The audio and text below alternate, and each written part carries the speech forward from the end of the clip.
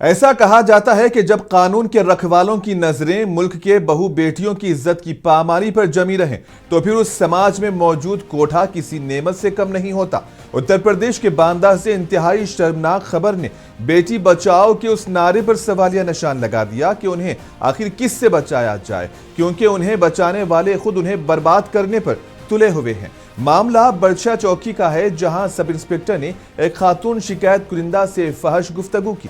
इसमें इंस्पेक्टर पवन पांडे ने कहा कि मुझे आपको छूने का मन हो रहा है, आप बहुत खूबसूरत हैं। इसका ऑडियो वायरल होते ही महकमे पुलिस में हलचल मच गई है। एसपी ने इस मामले में फौरी कार्रवाई करते हुए सब इंस्पेक्टर को मुअत्तल कर दिया। पर सवाल अब भी यही है कि बेटियों की हिफाजत के दावे और वादे कब तक झूठे और खोखले साबित होते रहेंगे।